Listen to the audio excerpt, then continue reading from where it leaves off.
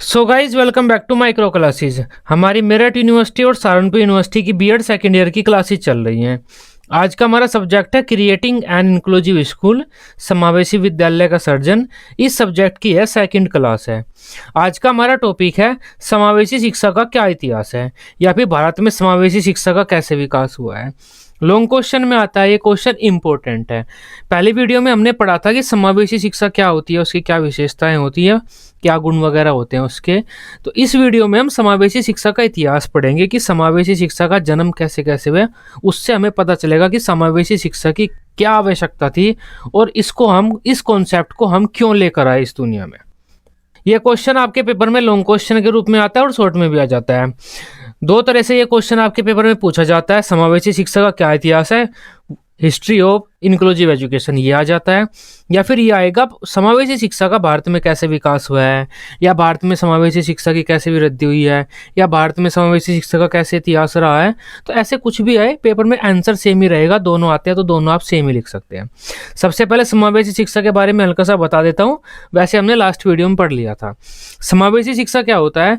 एक ऐसी शिक्षा व्यवस्था जिसमें हम सभी प्रकार के छात्रों को, चाहे वह छात्र सामान्य हो, बिल्कुल ठीक ठाक है, जो सब कुछ देख सकता है, चल फिर सकता है, चाहे वह छात्र देख नहीं सकता, चल नहीं सकता, बोल नहीं सकता, लिख नहीं सकता, किसी भी प्रकार के छात्र हो, सभी को एक साथ एक ही कक्षा में बैठाकर ज्ञान प्रदान करते हैं।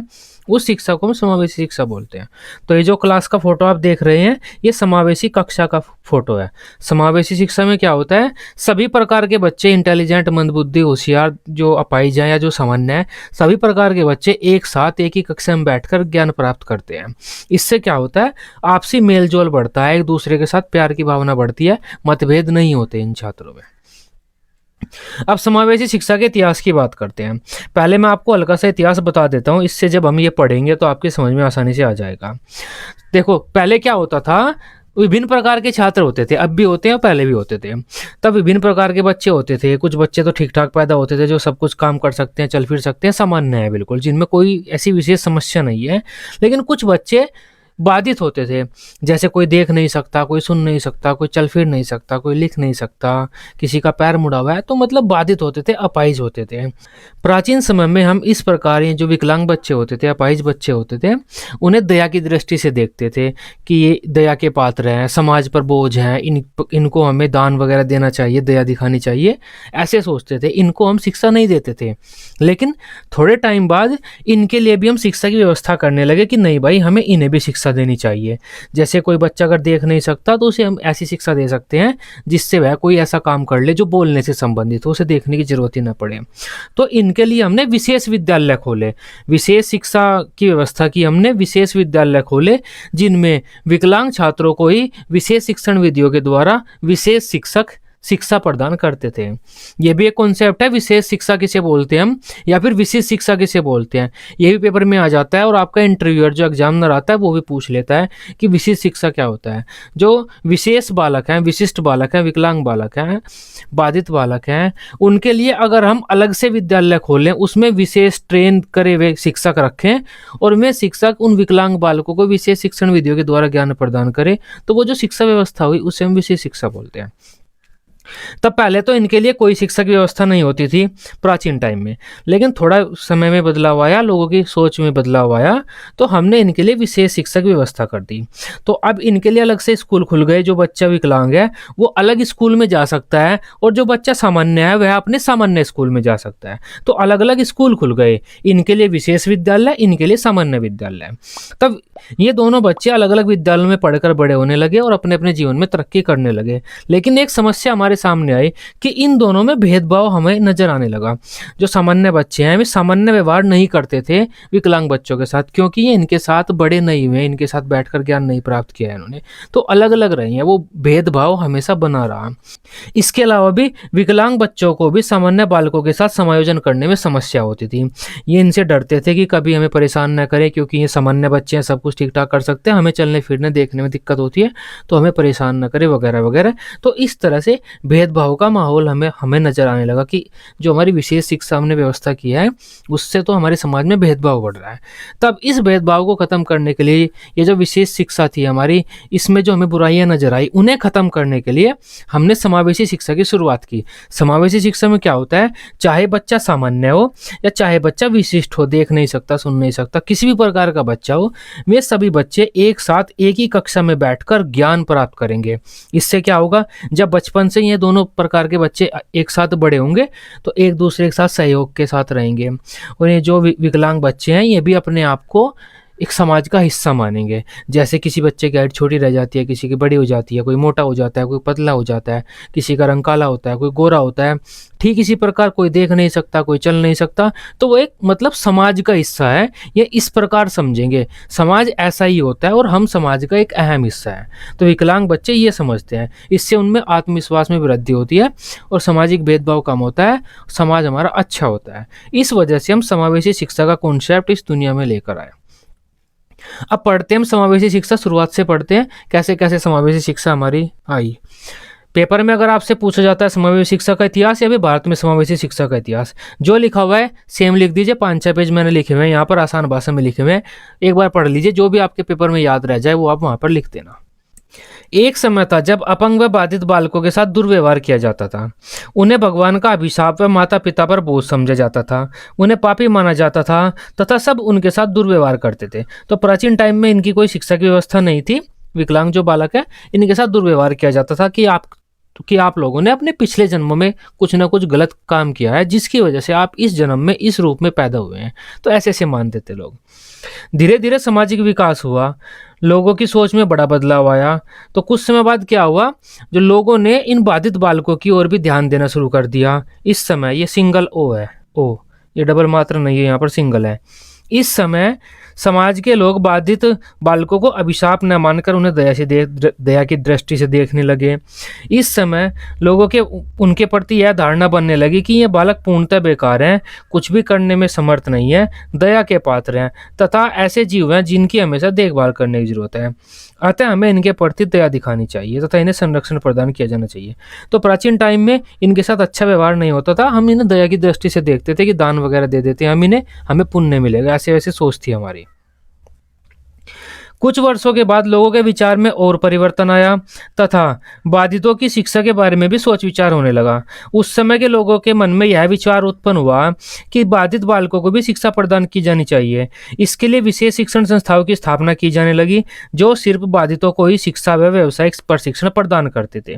इस प्रकार बाधित बालकों को भी हम शिक्षा प्रदान करने लगे और उस शिक्षा का क्या नाम रखा हमने, विशेष शिक्षा। तो देखो, प्राचीन टाइम में तो हम इनके साथ भेदभाव वगैरह करते थे, अच्छा नहीं मानते थे, लेकिन थोड़े टाइम बाद हमारी सोच में बदलाव आया और हमने क्या किया, चलो इनको भी हम शिक्षा प्रदान करते हैं। इनके लिए अलग से स्कूल खोल दिए। ये जो सामान्य स्कूल थे इनसे अलग, ये अलग चलेंगे, ये अलग चलेंगे। यहाँ पर विकलांग बच्चे पढ़ेंगे और यहाँ पर में बच्चे पढ़ेंगे जो ठीक ठाक है। तो जहाँ पर विकलांग बच्चे पढ़ते थे उस शिक्षा को हम विशेष शिक्षा बोलते थे, विशेष शिक्षा या फिर विशेष शिक्षा, कुछ भी कह सकते हैं। विशेष शिक्षा के द्वारा विकलांग बालकों का जो शैक्षिक स्तर है उसमें काफ़ी सुधार देखने को मिला। साथ ही ये बालक अपने जीवन में ऊंचे ऊंचे पदों को भी प्राप्त करने लगे। लेकिन समय के साथ हमारे समक्ष विशेष शिक्षा के बहुत से दौर हमारे सामने आने लगे। तब देखो, विशेष शिक्षा ने इन बालकों की स्थिति में काफ़ी इम्प्रूवमेंट दिखाया। जो बालक पहले ऐसे ही बैठे रहते थे, पढ़े रहते थे, उन्हें इस लायक बनाया में अपना कोई व्यवसाय खड़ा कर सकते हैं। मतलब इनकी जो स्थिति थी उसमें काफ़ी सुधार लेकर आई विशेष शिक्षा। लेकिन विशेष शिक्षा के कुछ समय बाद हमें दोष नजर आने लगे। उसके बाद हम लगभग 19वीं शताब्दी में समावेशी शिक्षा का कॉन्सेप्ट लेकर आए। उसके बाद 19वीं शताब्दी में लोगों की धारणा में क्रांति आई तथा बाधित बालकों के बारे में भी यह समझा जाने लगा कि वे सामान्य बालकों से बिल्कुल अलग नहीं है। हो सकता है कि उनकी कुछ विशिष्ट आवश्यकताएं हों, लेकिन उन्हें सामान्य बालकों से बिल्कुल अलग नहीं किया जाना चाहिए। समझ पाए आप? अब 19वीं शताब्दी में हम क्या समझने लगे कि जो बाधित बालक है वे सामान्य बालकों से अलग नहीं है। हो सकता है कि उनमें कुछ समस्या हो, लेकिन पूरी तरह से वे सामान्य बालकों से अलग नहीं है। इस वजह से हमें उन्हें बिल्कुल सामान्य बालकों से अलग नहीं करना चाहिए। जो बालक पूर्ण रूप से बाधित नहीं है उन्हें समाज में अन्य बालकों की भांति शिक्षा प्राप्त करने, जीवन जीने, अपने कार्यों को करने का अवसर प्रदान किया जाना चाहिए। इस प्रकार समावेशी शिक्षा का विचार लोगों के मन में जागृत हुआ। तो समावेशी शिक्षा में हम क्या करते हैं, जितनी भी कोशिश करते हैं हम कि जित बालक चाहे कितना भी बाधित हो, हम उसे सामान्य कक्षा में सामान्य बालकों के साथ ही बैठाएं। लेकिन कुछ बालक इतने बाधित होते हैं, इतने वो होते हैं विकलांग, कि वे शिक्षा प्राप्त नहीं कर पाते सामान्य बालकों के साथ। फिर हमें उन्हें मजबूरी में विशेष शिक्षा में भेजना पड़ता है। सभी बालकों को हम समावेशी शिक्षा में ज्ञान नहीं प्रदान कर सकते। जो बालक गंभीर रूप से बाधित हैं, उन बालकों के लिए हमें विशेष शिक्षा की ही व्यवस्था करनी होगी। लेकिन हम समावेशी शिक्षा में कोशिश करते हैं कि जो बालक पूर्ण रूप से बाधित नहीं है, मतलब जहाँ तक संभव हो सकता है बाधित बालकों को समाज के साथ ही जोड़कर रखें, समावेशी शिक्षा में ही ज्ञान प्रदान करें। समावेशी शिक्षा की जड़ें मूल रूप से अमेरिका व यूरोप में पाई जाती हैं। अब देखो ये क्वेश्चन आ जाता है वेरी शॉर्ट में कि समावेशी शिक्षा की शुरुआत कहाँ से हुई है। आपको लिखना है अमेरिका, अमेरिका लिखना है आपको। वेरी शॉर्ट क्वेश्चन आपका 1 नंबर का आता है बीएड सेकंड ईयर में, और फर्स्ट ईयर में 2 का आता है। तो समावेशी शिक्षा की जड़ें कहाँ से पाई जाती हैं? मूल रूप से तो अमेरिका में, लेकिन अमेरिका से यूरोप में पहुंच गई थी। फिर यूरोप व अमेरिका में बहुत से मनोवैज्ञानिक हुए, दार्शनिक हुए, चिकित्सक हुए जिन्होंने समावेशी शिक्षा के विकास में अहम योगदान दिया है, जैसे JMG इटार्ड, ई सैंगविन, लुई ब्रेल आदि। JMG इटार्ड को समावेशी शिक्षा का अग्रसरणी माना जाता है। अब देखो समावेशी शिक्षा का कोई विशेष रूप से जनक तो नहीं है, लेकिन अगर आपसे कोई पूछ ले कि समावेशी शिक्षा का जनक कौन है, तो आप इटार्ड को बताना।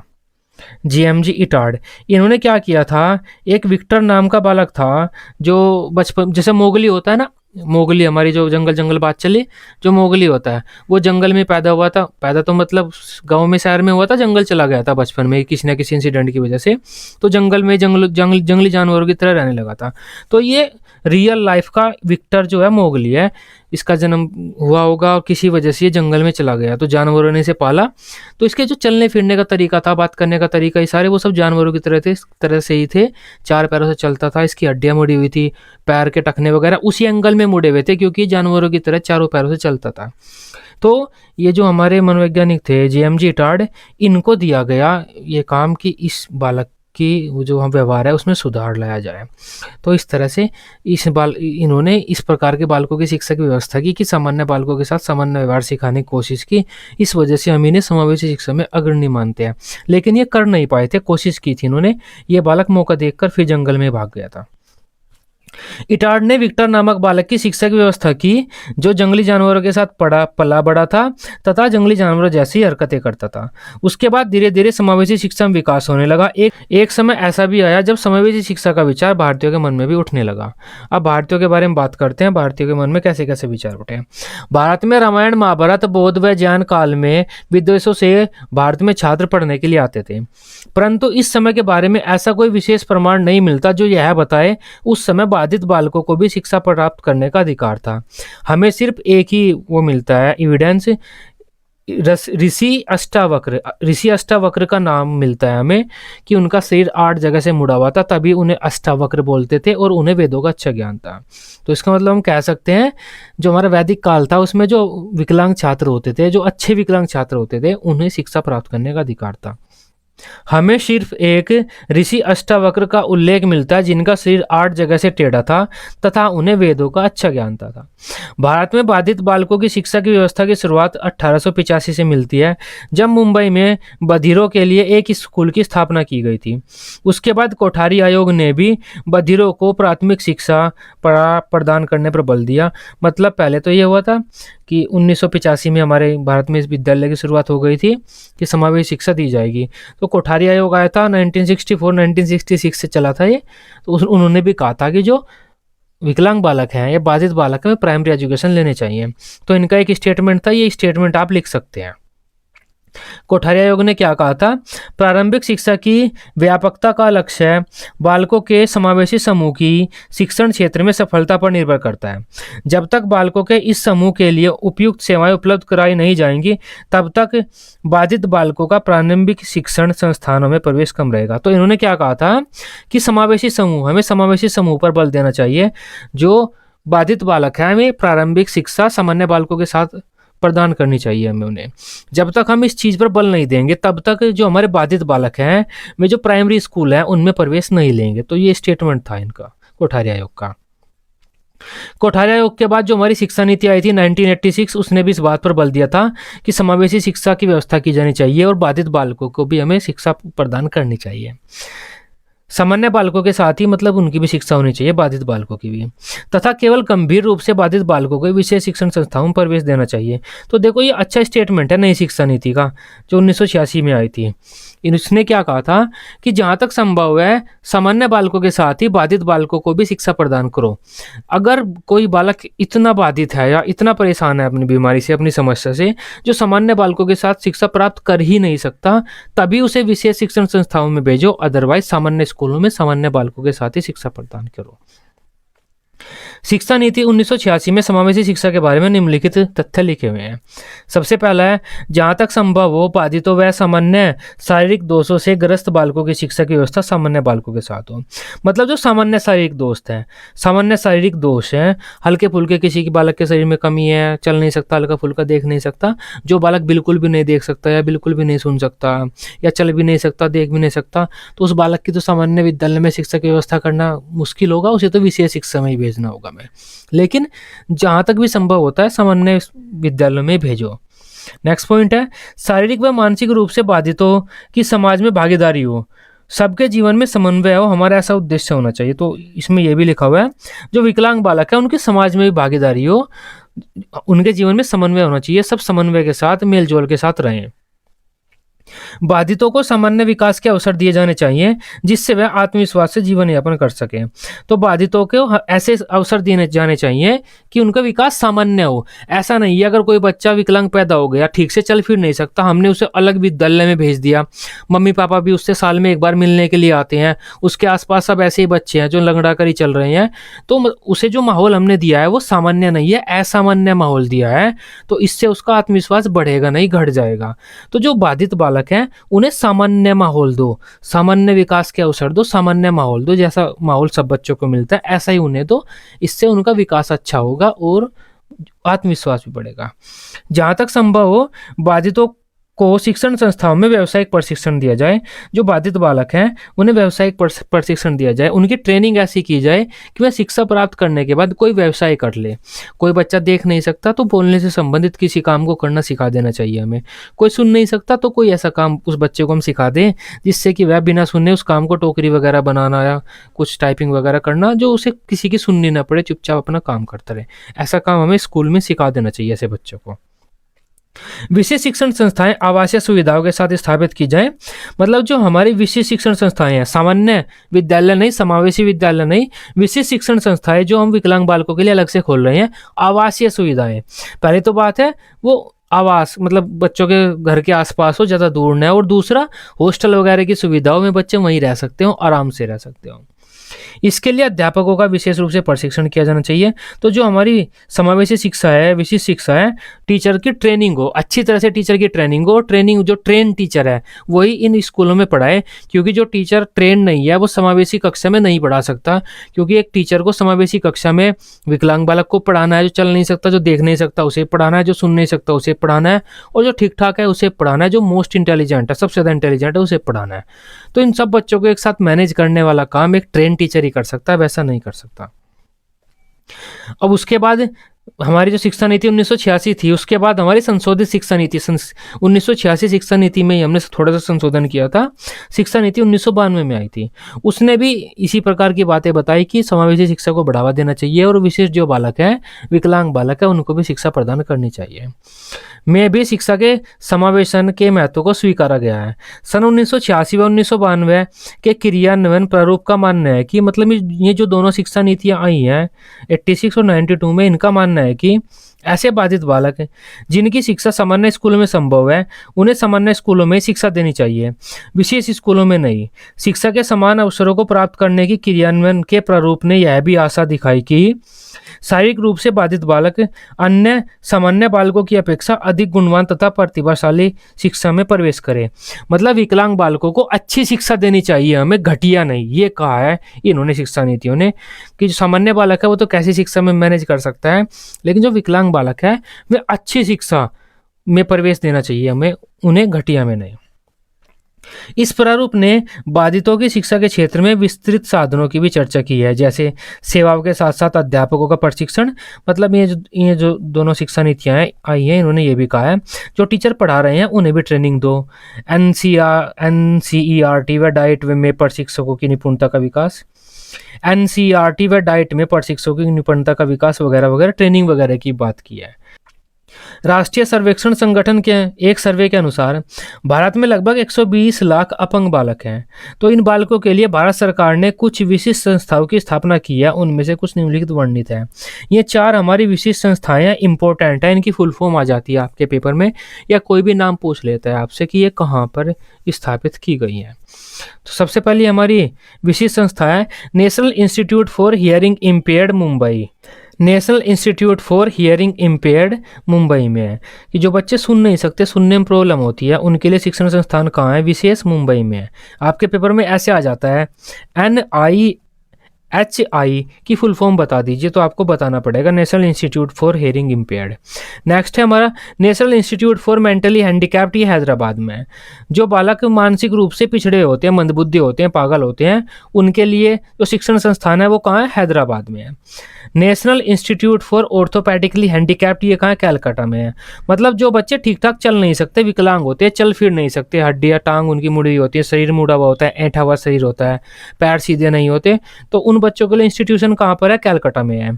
नेक्स्ट है हमारा national institute for visually handicapped, ये देहरादून में है। मतलब जो बच्चे देख नहीं सकते, दृष्टि रूप से बाधित होते हैं, उनके लिए हमारा वो कहाँ पर है? इंस्टीट्यूट या विशेष शिक्षण संस्थान कहाँ पर है? वो है देहरादून में।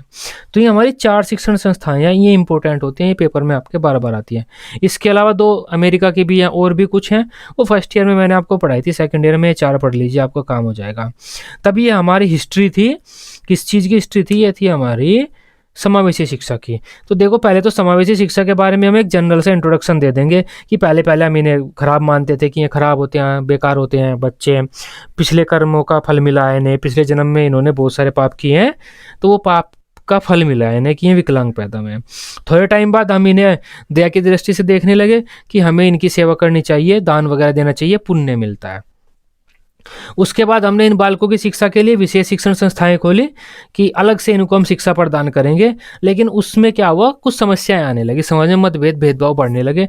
फिर हमने जो विशेष बालक हैं, इन सभी बालकों को सामान्य बालकों के साथ ही पढ़ाना शुरू किया, और उसी को हम बोलते हैं समावेशी शिक्षा। तो पहले तो हल्का सा इंट्रोडक्शन दे देंगे समावेशी शिक्षा के बारे में, फिर ये बातें बता देंगे, और उसके बाद भारत की बातें बता देंगे कि भारत में पहले ऐसा होता था, फिर कुछ ये जो हमारा सबसे पहले तो कोठारी आयोग आया, उसके बाद नई शिक्षा नीति आई, फिर संशोधित शिक्षा नीति आई, वगैरह वगैरह ने इसके समावेशी शिक्षा के बारे में ये बोला।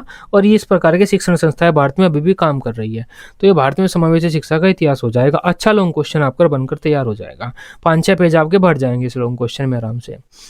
तो ये आज का हमारी वीडियो थी। वीडियो अच्छी लगी हो, आप इसे अपने बीएड ग्रुप में दोस्तों के साथ शेयर कर सकते हैं। बीएड सेकेंड ईयर की जो सहारनपुर यूनिवर्सिटी है या मेरठ यूनिवर्सिटी है, दोनों यूनिवर्सिटी की सभी रेगुलर क्लासेस लेने के लिए आप इस चैनल को सब्सक्राइब कर सकते हैं। Till then, bye bye, take care.